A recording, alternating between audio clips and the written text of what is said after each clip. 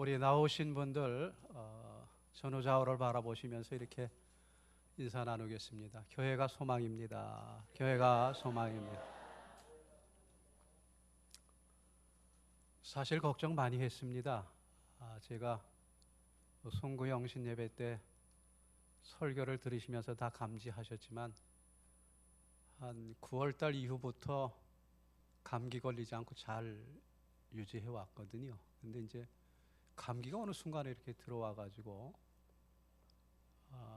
괜찮겠다 싶었는데 이제 열이 한 39도를 넘어가고 그래서 이 첫 주일 또 은퇴식도 있는데 어떻게 하나. 그래서 이제 어제 병원을 입원해야 될까 싶어서 가는데 가는 도중에 그냥 옷이 흠뻑 젖었습니다. 땀이 흘러가지고 그냥 짤 정도로 속옷 물론이고 셔츠까지 젖어서 열이 떨어져서 그나마 강단에 설 수 있어서 얼마나 감사한지 모릅니다. 다 성도님들이 이렇게 늘 기도해 주셔서 하나님께서 야 중요한 행사인데 네가 빠지면 되겠느냐 하나님 봐주신 것 같아요. 그래서 이렇게 또 강단에 설 수 있었습니다. 참 감사합니다. 오늘은 교회가 세워진 그런 창립기념주일. 창립기념주일은 사실은 말이 맞지 않습니다. 이제 설립기념주일 이렇게 하죠. 그게 이제 정상적인 표현인데 이때마다 우리가 이제 되새겨야 하는 게 있습니다. 어떤 교회가 돼야 하느냐. 그게 굉장히 중요한 부분인데 뉴질랜드에 가면 크라이스트 처치라고 하는 지역이 있대요. 이름 자체가 그리스도의 교회예요. 지명이 건물이 아니고 지명이. 인구는 한 35만 명 사는 정도 그런 이제 중소도시인데 아마 이름을 그렇게 지은 걸로 봐서는 저 스코틀랜드 지역에 있는 청교도들이 그쪽에 이제 이주해 오면서 그런 신앙 가지고 우리가 자손들 잘 양육하고 한번 신앙적으로 살아보자. 그래서 이제 그런 도시를 형성하고 거기서 이제 이렇게 살게 된 것 같습니다. 근데 거기에 가면은 그 아주 예술적으로 아름답게 지어진 작은 성당이 하나 있는데 어느 일본 청년 커플이 여행을 하다가 거기를 지나가다 보니까 성당이 너무 이쁘고 아름다운 거예요. 그래서 우리 들어가 보자. 그래서 들어가 봤어요. 들어가 보니까 너무 좋은 거예요. 우리 그럴 필요 없이 여기 좀 해준다. 그럼 즉석 결혼식을 하자. 그래서 이제 신부님한테 요청을 했어요. 우리 결혼식 해줄 수 있겠느냐. 그러니까 이제 예수를 믿는 사람들도 아니고 자국 국민도 아니고 일본 사람인데 어떻게 할까 고민하다가 그래 선교적인 차원에서 한번 해주자. 그래서 이제 결혼식을 해줬습니다. 그랬더만 이게 이제 기회가 돼갖고 소문이 또 어떻게 났는지 그건 뉴질랜드 크라이스트 처치에 가 있는 어느 성당에 가서 결혼하면 이혼하지 않고 잘 산다고 하더라. 그러니까 일본에 있는 젊은이들이 너도 나도 그럼 거기 가서 결혼해야지. 그래서 이제 막 그쪽을 향해서 결혼하기 위해서 젊은 사람들이 몰려오는 거예요. 상황이 이렇게 되다 보니까 이제는 그 교회 옆에 호텔을 지어놓고 와서 숙소로 머물다가 결혼식을 해야 될 정도로 그렇게 된 거예요. 뉴질랜드 전역에서도 그런 패키지 상품이 나왔어요. 거기 가서 결혼식 하는 그런 패키지 상품이 나올 정도. 그렇게 이제 아주 이게 사업이 돼버렸어요. 큰 사업이 돼버렸어요. 그러니까 이제 교회 입장에서는 이게 참 곤란한 거예요. 어쩌다 그냥 선교적 차원에서 여행하다 들린 젊은이들 그냥 좋은 의미를 가지고 결혼을 주례해 줬는데 이게 이제 여행업자들이 이건 잘됐다 해갖고 대박 사업이다 해갖고 모아가지고 와서 결혼식을 하고 뭐 숙박업소를 지어놓고 막 하니까 이 남은 장사에 말려든 거 아니냐 그런 꼴이 됐죠. 교회가 이제 회의를 해갖고 이거 어떡할 거냐. 우리 앞으로 결혼 주례해주지 말자. 이 교회법으로 그렇게 결의를 해버렸어요. 그러니까 이제 일본 여행업계에서는 그동안 이제 굉장히 큰 사업으로 번창을 했는데 이 큰일 나지 않았습니까? 역시 일본 사람은 일본 사람다워요. 교회 옆에 땅을 샀습니다. 그리고 그 성당하고 똑같은 교회를 지었습니다. 주례하는 신부님까지 모셔다 놨습니다. 그리고 계속 그 일을 하고 있다고 그래요. 이게 교회입니까? 여행업자가 결혼 주례를 통해서 사업을 하게 세운 교회가 교회입니까? 교회는 사람이 교회 모습을 지었다고 해서 교회가 아니라 하나님께서 선택하신 교회여야 진짜 교회가 되는 것입니다. 교회는 일견 겉으로 보기에는 사람들이 이렇게 저렇게 세우는 것처럼 보입니다. 그러나 하나님께서 세우십니다. 또 하나님께서 선택하십니다. 인간은 그저 하나님의 뜻을 조용히 따를 뿐입니다. 그래서 오늘 본문 4절에 보시면 거기에 뭐라고 말씀하고 있는가 하면 하나님의 사랑하심을 받은 형제들아 너희를 택하심을 아노라. 사도 바울의 유명한 선언이 있습니다. 너희를 택하심을 안다. 바울은 데살로니가 교회를 향해서 편지를 쓰면서 말씀하시죠. 하나님이 너희를 택하신 것을 내가 안다. 여기 깊은 뜻이 있습니다. 교회는 인간이 세우는 것이기에 다른 목적이나 다른 동기로 세울 수도 있습니다.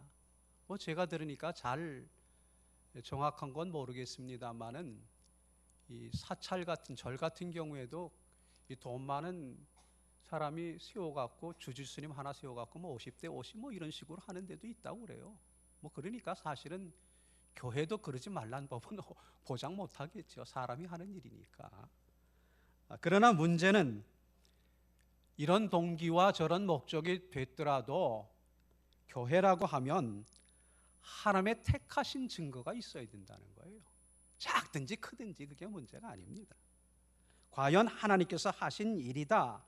여기에서부터 교회일 수 있다고 하는 겁니다. 사람들이 이 모양 저 모양으로 한다고 해서 그것이 교회가 아니라고 하는 겁니다. 특별히 오늘 본문에 보면 이렇게 말씀하고 있는데 5절에 보십시오. 5절에 보면 이렇게 말씀합니다. 이는 우리 복음이 너희에게 말로만 이른 것이 아니라 또한 능력과 성령과 큰 확신으로 된 것입니다. 복음이 말로만 전해진 게 아니고 능력을 통해서 이 하나님의 함께 하시는 교회다. 이게 복음이 능력화되었다는 겁니다. 여기에 중요한 의미가 있습니다. 말로만 되는 것은 교회가 아닙니다. 능력이 나타나야 하는, 다시 말하면 신령한 구석이 있어야 된다는 얘기입니다. 교회 갔더니 죽은 자가 살아나야 되지 않겠습니까? 교회 갔더니 귀신이 나가야 되지 않겠습니까? 아무것도 못해요. 그게 뭔 교회이겠습니까? 그래서 이 복음이 처음 들어가는 곳에는 사도행전에 보여지고 있는 귀신이 나갔다 병든 자가 일어났다 우리가 보기엔 진짜 그럴까 싶은데 그런 역사가 진짜 있는 거예요. 그래야 보이지 않는 하나님이 눈으로 보이는 거 아니겠습니까? 그래서 어느 목사님이 예전에 저 시골에 가서 교회를 개척하는데 우리가 이 무속신앙에다가 여러 유교라든지 이렇게 토속적으로 되어 있으니까요 굉장히 보수적이잖아요, 신앙적으로. 그러니까 사실 마을 사람들이 교회가 들어온다 한다 그러면 싫어하지요. 그러니까 어디 땅을 내주거나 하는 데가 없어요. 그 가까스로 헛간 같은 데를 어떻게 얻어가지고 교회를 하겠다 그래 해놨는데 사람이 와야지. 그저 어쩌다 오면 귀신 들려갖고 귀신 좀 어떻게 쫓아내 주실 수 있어요. 이런 사람 한 명 찾아오고 또 병 들어갖고 병원에 가서 고치지도 못하는 병자들이 와서 어떻게 좀 기도로 살릴 수 있을까요? 근데 신기하게도 시간이 지나면서 귀신이 나가고 병든 사람 회복되니까 사람들 생각이 달라지겠죠. 교회는 뭔가 있나 보다 진짜. 하나님이 계신가 보다. 이래서 교회가 세워지고 교회가 되더라는 것이죠. 그렇습니다. 복음의 말로만 100번 해야 되는데 아무리 천사의 그런 어떤 미사 여고를 동원해서 천사의 소리를 한다고 해도 능력이 보이지 않는데 어떻게 보이지 않는 하나님을 믿을 수 있겠어요? 그게 하나님의 교회라고 할 수 있겠습니까? 그래서 이렇게 하나님이 능력이 이 복음을 말로다만 전한 것이 아니고 능력으로 나타나게 될 때 교회가 비로소 세워지게 되더라는 것이지요. 말씀이 말로만이 아니라 능력으로 나타나야 된다는 겁니다. 능력으로 나타난 증거가 있어야 합니다. 그래서 이 교회에서 말씀으로 전해지는 이것이 지적인 교리라든지 지식화된 어떤 그 인간화된 지식이라든지 도덕 강연이 아니라 인간을 변화시킬 수 있는 능력이라고 하는 게 믿어져야 교회가 되고 하나님을 섬기는 그런 역사가 나타나죠. 뭐 도덕적인 강연을 들으려고 하면 굳이 교회 안 나오셔도 돼요. 사찰에 가셔도 들으실 수 있고, 뭐 이 유교의 이 사설을 읽어도 되고 뭐 그렇습니다. 근데 우리는 단순히 그런 어떤 도덕적인 강연을 듣고 착하고 바르게 살아보자 이런 차원이 아니지 않습니까? 살아계신 하나님을 만나고 믿고 섬기는 이런 게 교회를 통해서 나타나야 되는데, 그러기 위해서는 하나님의 능력이 있어야 된다는 거죠. 그래서 이런 능력이 교회 안에 나타날 때 비로소 그게 교회가 된다는 것이지요. 그래서 추상적이고 철학적인 진리가 아니라 영생하는 능력, 영생하는 말씀이 있다는 증거가 나타나는 순간 교회가 교회 되는 겁니다. 그래서 그 확실한 증거의 개인적인 검증 기준이 오늘 본문에 나와 있는데 3절에 나와 있습니다. 여기 보면 여러분이 잘 아시는 대로 데살로니가 교회의 아주 특징적인 자랑이었던 세 가지 모습을 말씀하고 있는데, 믿음의 역사를 말씀합니다. 믿음의 역사가 있었다. 믿음은 사실 가슴에 마음에 있는 겁니다. 근데 그 믿음이 힘으로 나타나야 된다는 것이죠. 어떤 힘으로 나타나야 되겠습니까?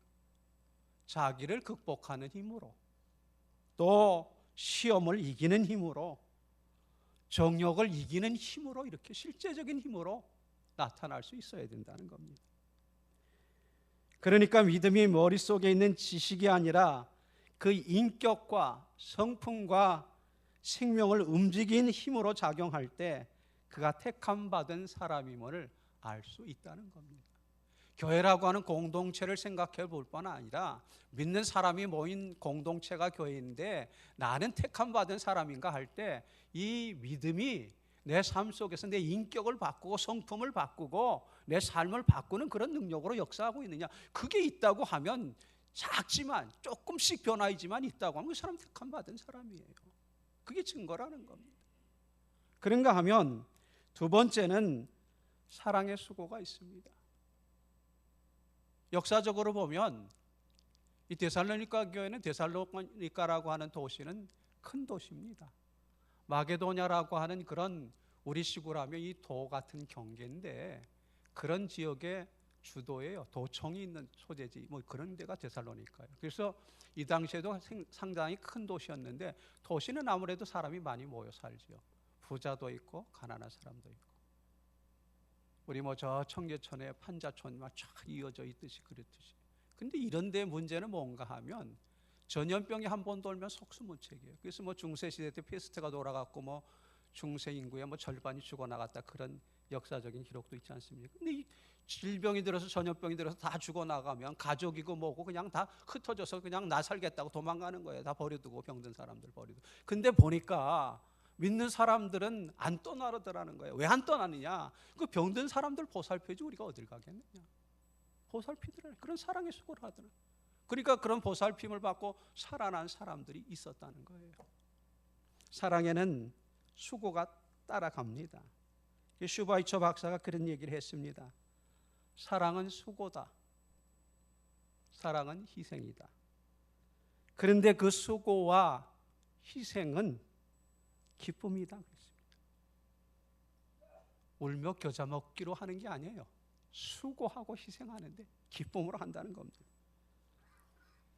여러분 부엌에서 운전하시느라고 설거지도 많이 하시죠. 설거지 하다가 헛그럴 때가 있죠. 어쩌다가 내 팔자가 이렇게 돼갖고. 그 사랑 가짜입니다. 기억하셔야 돼요. 사랑하면 설거지를 하는 것도 행복이고, 사랑하는 자를 위해서 하는 수고는 영광입니다. 또 남편들이 어떻게 생각해 보면 바깥에 나가서 직장 생활하고 돈 버는 거, 뭐 여자분들도 요즘 나가서 일하시니까 잘 아시겠지만 돈 버는 게 쉬운 일은 아닙니다. 참 이런저런 것도 참아내야 되고 힘들어야 되고. 그런데 새벽부터 밤늦게까지 나가서 돈을 번다고 하더라도 행복한 것입니다. 왜냐하면 사랑하기 때문에 그렇습니다. 사랑의 수가 얼마나 이 확실한 얘기입니까? 사랑에 이런 수고가 있다. 재미있는 얘기가 있습니다. 이제 결혼을 얼마 하지 아니한 그런 사람이 있었는데, 결혼을 해서 살다 보니까 얼마 살지 않았는데도 이 가정 생활이 이게 보통 힘든 게 아니에요. 참 이게 어려운 거예요. 힘든 거예요. 지치는 거예요. 그래서 이제 목사님을 찾아가서 물었습니다. 제가 결혼한 지 얼마 안 됐는데 생활해 보니까 이 가정 생활이 이게 아주 힘들고 어렵더라. 이 가정 생활이 이게 노동입니까? 오락입니까? 이렇게 물었어요. 그러니까 목사님이 딱 중노동이지요. 그렇게 답변을 했습니다. 이번에는 신부님을 찾아갔습니다. 이만저만 해서 찾아왔는데 이 가정생활이 이게 노동입니까? 오락입니까? 신부님은 또 한술 더 떠갖고 십자가지요. 답변을 했어요. 이번에는 랍비를 찾아가서 물었습니다. 이 가정생활이 이게 노동입니까? 오락입니까? 그러니까 랍비가 껄껄 웃으면서 오락이지요. 그러더라는 말이에요. 랍비가. 왜 오락입니까? 아니 내 마누라가 가정생활이 노동이라고 하면 가사 도우미를 시키지 자기가 하겠습니까? 그러더라는 거예요. 말이 되지 않습니까? 이게 정말 노동이고 못할 일 같으면 가사 도우미를 시키지 자기가 하겠습니까? 그러면서 껄껄 오락입니다. 그러더라는 거예요. 여러분 아무리 중요한 수고를 하고 해도 사랑으로 하면 다 기쁨이 되는 거예요. 사랑의 수고가 있게 된다는 겁니다. 그것이 이제 이 사랑의 수고라고 하는 겁니다. 그런가 하면 여기 소망의 인내를 말하고 있습니다. 소망이 확실하면 인내는 쉬운 것입니다. 소망이 없는 인내, 지옥입니다. 신화에 보면 그런 얘기가 있어요. 벌을 내리는데 무슨 벌을 내리느냐? 산꼭대기에 돌을 올려 굴리는 벌을. 다 올렸다 싶으면 또 굴러 내리는 거예요. 그걸 죽을 때까지 죽지도 않고 계속하는 게 그 벌이에요. 이게 뭘 말하는가 하면 사람은 의미 없는 일을 반복하면 견디질 못해요. 소망이 없는 거예요. 소망이 있어야 돼요. 뭐 어디까지 가면 뭐가 된다, 뭐 이런 소망이 있어야 되는데 소망이 없는 거 지옥입니다. 살지 못합니다. 소망이 확실하면 스데반처럼 돌에 맞아 죽어도 얼굴이 천사의 얼굴이 되는 겁니다. 왜 그렇습니까? 자기가 가야 할 소망의 세계가 환하게 보이기 때문입니다. 환난 핍박 아무것도 아닙니다. 어찌 보면 순교까지도 아무것도 아닙니다. 소망이 확실하기 때문입니다. 바로 이런 믿음을 가진 사람을 가리켜서 성경은 분명하고 확실하게 말씀합니다. 바로 택함을 받은 자라고. 그러니까 우리 오늘 개개인이 뭐 이렇게 신앙생활 하다 보면 내가 과연 하나님 택한 사람인가 하는 생각이 들 때가 있어요. 그럼 한번 살펴보세요, 자기를. 나는 이런 어떤 믿음의 역사가 있냐? 사랑의 수고가 있느냐? 소망의 인내를 가지고 내가 지금 가고 있냐? 그럼 여러분 하나님 택한 사람이라는 거예요. 이거 하나님 택하지 않고는 이런 거 가질 수 없다는 거죠. 하나님 택하셨기 때문에 이런 모습을 가지고 살아가게 된다고 하는 겁니다. 누가 토마스 에디슨에게 물었습니다. 발명을 할 때 우리가 갖춰야 할 중요한 자세가 뭡니까? 그러니까 토마스 에디슨이 하는 얘기가 한 가지에 집중하십시오. 그리고 기다리십시오. 그렇게 얘기를 하더랍니다. 인내로 승부가 납니다. 믿음은 1박 2일로 끝나는 게 아니에요. 평생 걸리는 작업입니다. 끝까지 가야 됩니다. 인내해야죠. 소망이 확실하면 기다림은 지루하지도 않고 어렵지도 않습니다. 이렇게 믿음의 역사가 있고 사랑의 수고가 있고 또 소망의 인내가 있는 그런 데살로니가 교회를 향해서 바울 사도는 하나님께서 택하신 교회라고 이렇게 말씀합니다. 그래서 데살로니가 교회는 오늘 본문에 보면 뭐라고 바울 사도가 표현을 했는가 하면 모든 믿는 자의 본이 되었느니라. 7절에 그렇게 나와 있죠. 7절을 한번 같이 읽어보실까요? 시작. 그러므로 너희가 마게도냐와 아가에 있는 모든 믿는 자의 본이 되었느니라.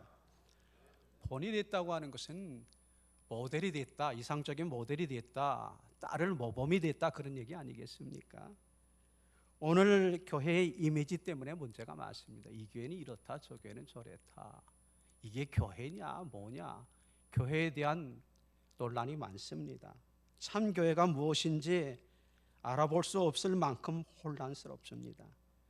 이때 필요한 것은 이게 교회야 라고 하는 것을 보여줄 수 있는 교회가 필요합니다. 크냐 작냐, 어떤 특별한 일을 하느냐 별로 중요치 않습니다. 그런 것 하지 않더라도 그 교회 가면 하나님이 계신 것 같아, 하나님이 함께 하시는 교회인 것 같아, 이런 소리를 들을 수 있어야 한다는 것이죠. 하나님께서 계시고 하나님의 능력이 함께 하시고 하나님의 복음적인 능력이 살아 역사하는 교회, 또 그런 능력을 매일 예배를 통해서 또 하나님의 만남을 통해서 체험하는 살아있는 그런 교인이 필요하다는 것이지요.